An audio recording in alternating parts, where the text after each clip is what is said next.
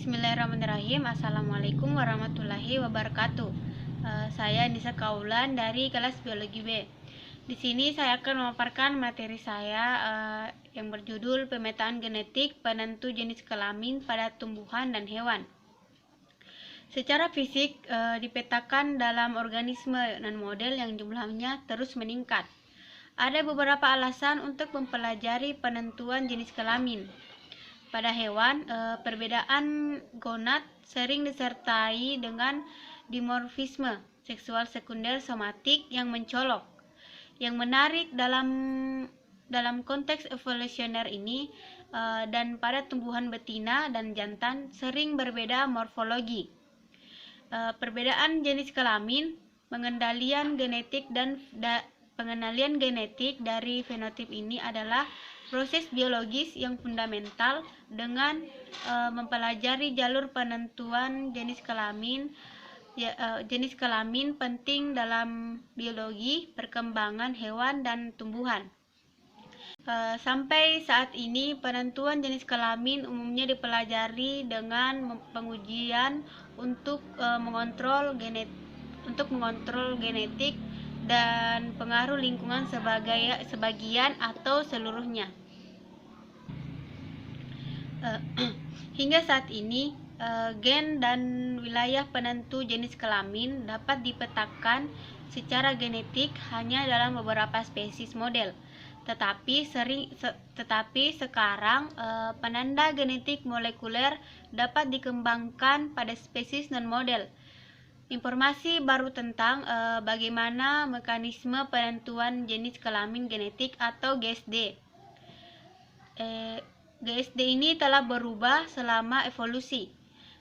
Sejarah telah kami ketahui dari pemetaan genetik dalam sistem model, termasuk mamalia, bahwa kromosom seks sering memiliki daerah non-rekombinasi yang besar.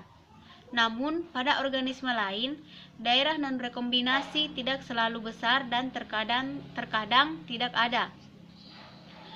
Evolusi reproduksi seksual dan rekombinasi telah menjadi fokus. Beberapa tanaman bersifat dioecious dan dalam beberapa diantaranya tanaman diproduksi oleh betina, misalnya anggur, kurma, dan pepaya. Sedangkan pada spesies lain, jenis kelaminnya berbeda dalam karakteristik, seperti serat atau kandungan kimianya.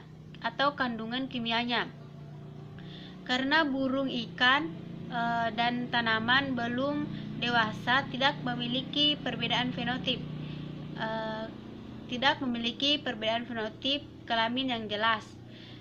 Memaksimalkan hasil pertanian seringkali membutuhkan remaja yang melakukan sexing secara genetik. Memetakan penentuan jenis kelamin merupakan langkah pertama yang penting untuk mengidentifikasi gen penentu jenis kelamin atau menemukan penanda khusus jenis kelamin untuk mengembangkan metode penentuan jenis kelamin molekuler. Pertama-tama di sini merangkum perkembangan terbaru dalam pemetaan genetik penentuan jenis kelamin, berkonsentrasi pada tanaman dan hewan non-model dengan penentuan jenis kelamin genetik. Di sini menunjukkan bagaimana informasi ini dapat berguna untuk memahami evolusi penentuan jenis kelamin dan kromosom seks. Kemudian pemetaan genetik daerah penentu seks. Pengendalian genetik terhadap jenis kelamin tidak perlu lengkap pada banyak organisme. Kondisi lingkungan, perlakuan eksperimental, atau latar belakang genetik dapat mempengaruhi jenis kelamin fenotip individu. Oleh karena itu, kami tidak menyertakan spesies yang dianggap memiliki determinasi jenis kelamin lingkungan penuh. Tetapi mencakup spesies yang pengaruh genetiknya telah dibuktikan, bahkan jika pengaruh lingkungan juga memengaruhi atau memodifikasi jenis kelamin individu. Penentuan jenis kelamin pada tumbuhan. Penentuan jenis kelamin pada tumbuhan dan pemetaan genetik. Dari lokus penentuan jenis kelamin, banyak tumbuhan Dioecious mungkin berevolusi baru-baru ini dari hermafrodit. Dan asal-usul baru ini kemungkinan besar mendasari beberapa perbedaan utama dalam genetik penentuan jenis kelamin antara tumbuhan dan hewan dengan kromosom seks yang lebih lama atau yang lebih jauh lebih tua, seperti mamalia dan burung.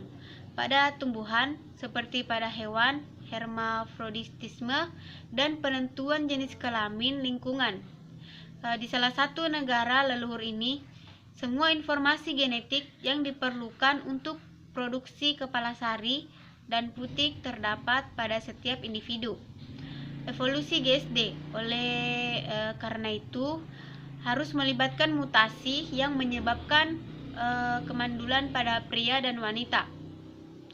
Dioichi pada tumbuhan mungkin sering berevolusi dari hermafroditisme dan monoichi dengan mutasi mulai sterilitas resesif awal atau yang menjamin persilangan dan menghasilkan populasi polimorfik dengan betina dan jantan. Pada beberapa tanaman dengan sistem heterosigot jantan, penekanan rekombinasi terbatas pada daerah kecil dari kromosom penentu jenis kelamin. Terkadang tidak ada penanda yang sepenuhnya terkait dengan wilayah penentu jenis kelamin yang ditemukan, bahkan dengan pemetaan yang padat. Kemudian pemetaan genetik lokus penentu jenis kelamin pada hewan. Evolusi seks pada hewan terutama telah dipelajari dengan menggunakan mamalia therian dibandingkan dengan hewan lain. Seks mamalia dan burung sangat terkonservasi selain penambahan beberapa salinan berulang dari gen yang diekspresikan testis ke kromosom dan pembentukan kromosom non-seks di beberapa spesies.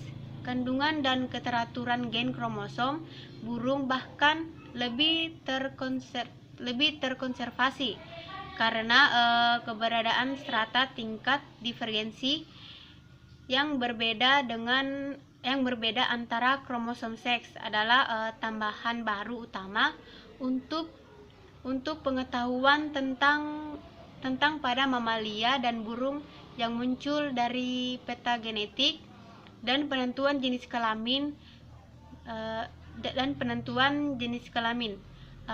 suhu juga mempengaruhi perkembangan seks. Oleh karena itu, metode untuk seks akan berharga, namun perubahan di wilayah penentu jenis kelamin dapat menggagalkan upaya untuk mengembangkan metode tunggal untuk jenis kelamin.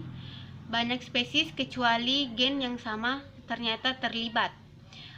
Heterogami pria dan wanita.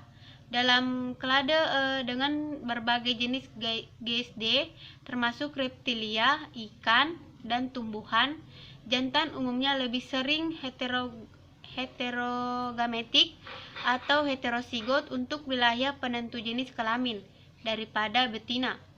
Namun, pada hewan seringkali tidak jelas apakah penentu jenis kelamin berevolusi dari situasi tanpa GSD atau dengan pergerakan gen penentu jenis kelamin yang sudah ada, atau dengan penciptaan yang baru. Frekuensi relatif heterogametik pria dan wanita akan bergantung pada laju perubahan tersebut. Baiklah, itulah tadi penjelasan dari saya. Kurang dan lebihnya mohon dimaafkan. Wassalamualaikum warahmatullahi wabarakatuh.